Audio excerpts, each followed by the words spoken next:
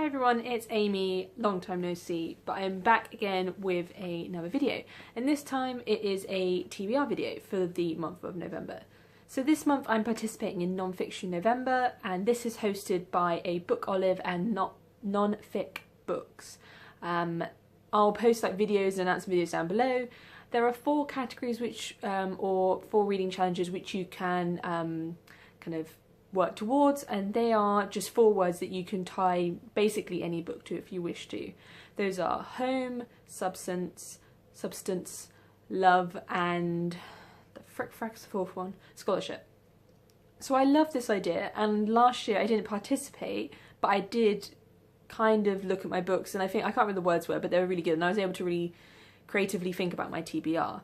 This year, however, I have really upped my non-fiction reading, even though I read quite a lot of non-fiction traditionally, and I didn't really want to pigeonhole myself into trying to make books fit. I just wanted to read a whole month of non-fiction. So how I've organised it is there are 4 books I will get to reading. I'm really excited to read them, and I'm hoping to get to all 4 of them.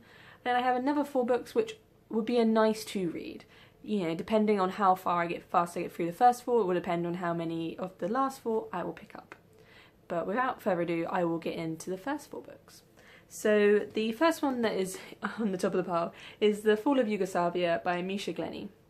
Now all of these books I would have talked about in my TBR shelf kind of run through for non-fiction, so I won't go into too much detail, but basically this is just a history of the fall of Yugoslavia and the kind of fallout and the genocidal war that went on between the nations. I believe it was Bosnia, Serbia, and another one.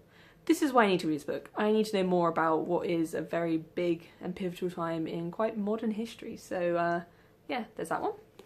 The next one I have, yeah, it is non-fiction, and it is Anne Frank's The Diary of a Young Girl. Don't really have to say much more about this. It's kind of criminal I haven't read this yet. I didn't get it on my syllabus when I was studying kind of primary, secondary school, so I thought, you know, why not pick it up now? So there's that one. The third book I have is one I'm really excited about because it came on recommendation from a friend at work, and that is Your Life in My Hands, A Junior Doctor's Story by Rachel Clark. And this is, excuse the beeping, that's my Instant Pot telling me my rice is done. This is a story about a junior doctor kind of detailing what it is like to actually be, well, a junior doctor in the NHS in Britain. Yeah, there's some case studies and stuff going through here, and there's some quite harsh realities that come to light about kind of queuing and the system that's going on at the moment. So I'm really looking forward to getting some actual life experience of what it is like to be in the NHS. The last book in the first category is a chunker, but it's deceivingly big, and that is... that sounds like such a pun. Sorry, I got a dirty mind, it seems. Lawrence Rees's The Holocaust, which is just... well, it is what it is. It's just another historian's kind of take... well, not take, necessarily. I don't know how many takes you can have, except for awful ones. On kind of trying to sum up the history of the Holocaust in, you know, 500 pages, I think this is. I've read a couple of books on the Holocaust, maybe not one that goes through like start to finish. I've read like snippets of it, so I'd be interested to see how they can, this author Lawrence Rees can compact so much detail into this many pages. But it'd be good to get a complete overview. I did study at uni, so it'd be good to kind of revisit it now and see if there's anything that new that arises in this subject. And the second category is the 4 that I would kind of like to get to.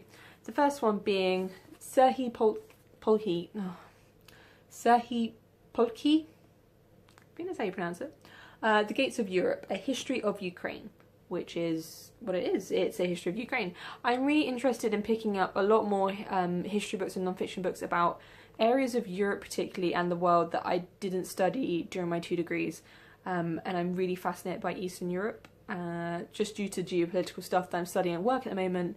It'd be really useful to understand the kind of background and beginnings of some of the stuff that's going on now, because it's a crazy world out there and I need to understand it in some shape or form. So there's that one. Again, for similar reasons, Adam Zamoski's Poland, A History. It's the complete look at Polish history, and again, I would really like to understand this country that I know little to nothing about. These two are quite special because these are both gifts. The first one being one I've had for ages, unfortunately, and it's from my brother. I got it one Christmas like 2 years ago, and it's Stephen Hawking's A Brief History of Time, from the Big Bang to Black Holes. It's a very slight book, 180 pages at most. I studied a module about science and literature, or the history of science, at my master's, and I bought loads, or asked for loads of books about the history of science and about science in general, and I just haven't really got round to many of them because I studied it, moved on about 4 months later, and just never really thought to look at it again. There's no real excuse. It's meant to be really good. Obviously it's a seminal piece of work, and it's only slight, so maybe I'll pick this up between kind of chunkier reads this month. So the last one, and a very dear present I got from my friend Lauren, is The Ethical Carnivore, My Year Killing to Eat by Louise Gray. So Lauren got me this kindly because I'm a vegan. It's one of those age-old jokes about, you know, you won't need to know whether a vegan's vegan because they'll tell you, but I might as well. And Lauren just thought this would be really interesting to read from kind of an odd perspective. For me, it's an odd perspective. And I'd really be interested whether I don't mind what stance she has on eating meat or not eating meat. You know, I've never had that way of kind of ostracizing people for their life choices. They don't do it to me, so why should I do it to them? So yeah, I'm just really interested to see what she finds out and how she feels about it after her year of killing animals. So we shall see. So yeah, that's it. Hopefully I get to at least 4 books, I mean, from this pile, maybe 8, but I'd be happy with 4. I've got some Kindle reads as well, which I could get to in this month, but we shall see. So yeah, until my next video, which will hopefully be some kind of bloody wrap-up, because I really am getting quite bad at doing wrap-ups. I really hate filming them. I need to work out how I want to do this, so maybe next time I'll be there with a constructive and well thought out wrap-up, but we shall see. Okay, until next time guys, bye!